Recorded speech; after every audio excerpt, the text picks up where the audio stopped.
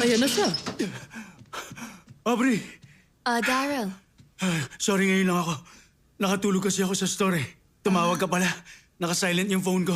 Halika na, mag-usap na tayo. Doon tayo sa labas. Ano ka ba? Nagkakape pa kami dito, di ba? Hindi na po, ma. Lalabas na lang kami. Teka, sandali lang. Salamat po sa coffee. Next time na lang po ulit. Naku, ang layo ng binyahe mo. Mamaya ka na umalis. Ma'am, bumili po ako ng hot...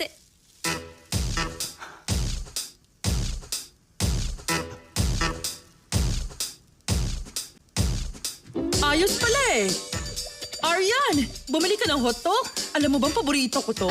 Para po sa inyo to. Buti pa, bago kayo umalis, sama-sama muna tayong kumain ng hotdog. Di na, ma. Huwag na lang po, alis na kami. Ito naman, huwag kang ganyan. Sige po, maraming salamat. O ayan, sabi niya salamat daw. Eh di kain na tayo. Maupo muna kayo. Sige na, upo na. Huwag ka na mahiya, Aubrey. Upo ka lang dyan. Hoy, tinatawagan kita. Ba't bigla kang dumating? Halina kayo rito. Opo, ma. Ay, ano ba nangyayari? Aryan! Po? Kumain ka rin dito. Halika, dali. Sige po. Dito ka, tabi tayo. Kilala mo ba siya? Siya ang part-timer namin ngayon sa convenience store. Siya si Aryan. Po?